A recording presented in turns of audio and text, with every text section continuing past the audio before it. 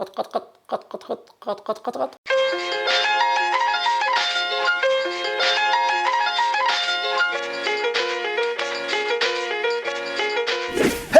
les Abdelkoukiens, j'espère que vous allez bien. Aujourd'hui une recette assez spéciale mais qui est en même temps à la mode. C'est la fameuse meringue pavlova. Pavlova. Vous pouvez le dire? Pavlova, lova. Voilà, pavlova, lova. Oh, Mr. Pavlova. On connaît pas trop l'origine de la pavlova. Certaines personnes diront que c'est australien, d'autres Nouvelle-Zélande ou même russe. Au final, les Russes gagnent toujours, donc je pense que c'est russe. Hein, je ne vais pas prendre de risque. Hein.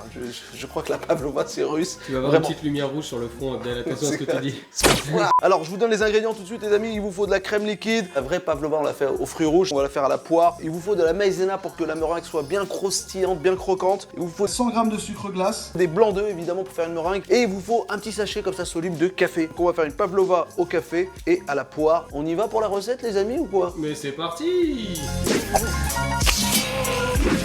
On va clarifier les œufs les amis, c'est-à-dire les blancs d'un côté et les jaunes de l'autre. On récupère le blanc. Donc avec ce blanc on va faire une belle meringue. On commence à monter les blancs, c'est parti.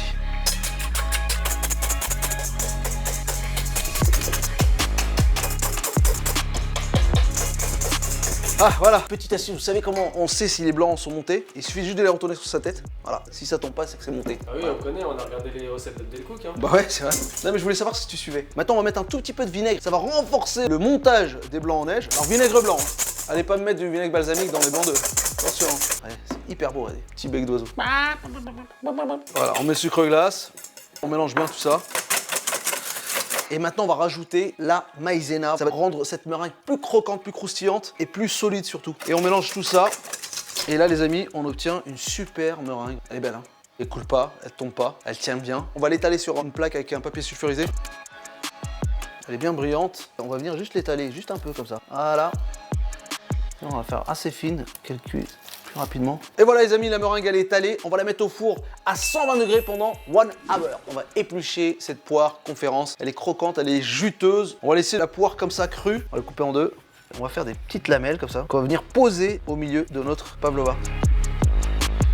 Et voilà. Et maintenant, on va monter notre crème chantilly au café. Alors prenez une crème à 30% de matière grasse minimum. Comme ça, plus il y a de gras, plus la chantilly elle va monter plus facilement. On met tout de suite le sucre et on met du café soluble. Et on mélange. Alors si vous n'avez pas de café soluble, évidemment, vous faites couler un petit expresso très serré et vous le mettez dedans. Vous le laissez refroidir avant, attention, parce que sinon la chaleur va faire tomber la chantilly. Et là, on va monter cette chantilly.